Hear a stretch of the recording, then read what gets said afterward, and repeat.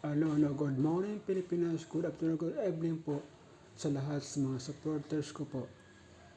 Thank you sa inyong lahat. Walang sawang support sa aking vlog po. So meron tayong balita regarding po sa mga nag-trending ngayon sa Pilipinas sa dahil pera po, billion nga pera, ghost project po nga hindi makita kung paano nangyari. So, ganito po, kasi sa hindi pa nakaalam po, ang budget po sa ating uh, bayan ng Pilipinas a day is more or less 1 billion po sa flood control na budget sa per day. Yan po ang pera, napakadaming pera, at saka nako, bahala na mag-distribute ang ano dyan, paano na ginawa, kung saan i-deliver o saan magpagawa ng project po. So sa ganitong sitwasyon, dito tayo manood o mag-comment kayo o mag-share kung gusto ninyo. I hope you like too, because sana marami pa mapanood sa balita nito sa hindi pa nakaalam sa balita. Dahil sa ghost project ito, sana ay masulbad to paano nangyari ang perang kaba ng pera ng Pilipinas. Much money sana, kaso nga tinatawag itong ghost project po. Pakinggan po natin. Dulor added that under the 2025 GAA, Barangay Apito was again allocated 3 flood control projects, each worth 300 million pesos. According to the barangay captain, construction only started last May for the downstream section in Sitio San Isidro, while the upstream section began just last month. So far, only sheet piles have been installed. The supposed third project in the same barangay remains unaccounted for. These missing projects fall within the first district of Oriental Mindoro, but Congressman Arlan Padiligan denied benefiting from them. Padiligan has pointed to the DPWH as the sole authority behind these projects, adding that it had nothing to do with the planning, bidding, or awarding of flood mitigating programs. Kasi tayo ay nagparagsa doon, hindi naman tayo ang naglagay ng proyekto yan, hindi tayo nag-prioritize, hindi dumating na sa atin yan. The DPWH Mimaropa has yet responded to the alleged ghost flood control projects. Governor Dulor has challenged DPWH Mimaropa Regional Director General Pacanan to reveal the truth. Tell the truth na lang. Just tell the truth. Ganun kasimple. Kung ano yung totoo sa'yo, kung ano yung alam mo, sabihin mo, because the truth shall set you free. The provincial government has identified at least 4 flood control projects in Sitio Dike supposedly funded since 2024 that cannot be found.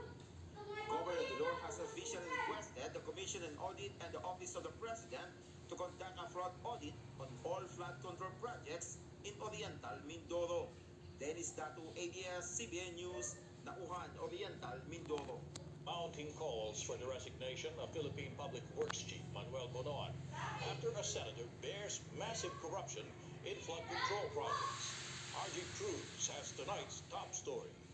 Yun na po si Secretary. Kamanggagawa Representative Elijah San Fernando calls on Public Works Secretary Manuel Bonoan to resign due to the alleged existence of ghost flood control projects.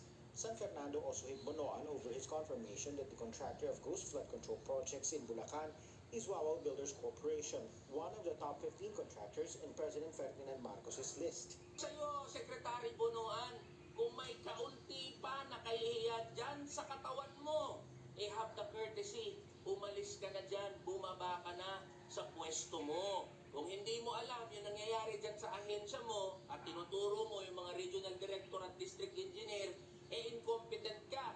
Senator Francis Pangilinan also wonders why Secretary Manuel Bonoan has not resigned despite the alleged anomalies. Sa ganitong katinding trilyong pisong halaga na pagnanakaw sa gobyerno sa ilalim ng Public Works, ang magiging tanong ko sa Martes sa privilege speech ni Senator Lacson ay bakit hindi pa nagre-resign yung Secretary ng Public Works? Yun lang po. At naway maisagot sana ng maayos. Former Department of Public Works and Highway Secretary Rogelio Singson is reportedly being eyed to return to the agency. On ANC's Head Start, Singson confirmed receiving informal offers from Malacanang, but he also said returning to the helm of a government agency would not sit well with his wife. Definitely my feelers. The president, I go a long way. When he was still a governor and then he became senator, I think that will be far-fetched because my wife will leave me already if I go back to government. Malacanang has yet to comment on reports that the president is already finding a replacement for Bonoan.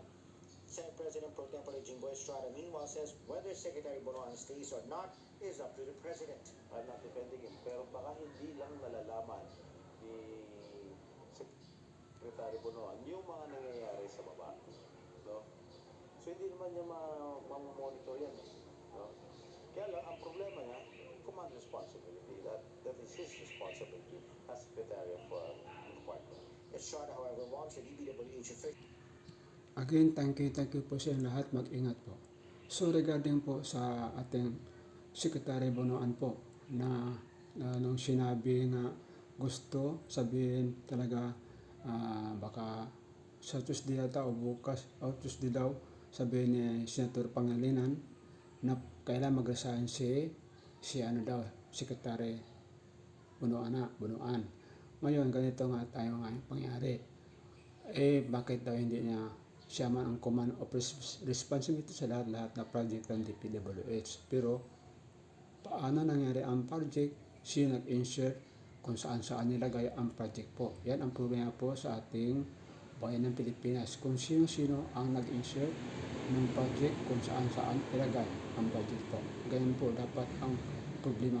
Paano ang ginawa.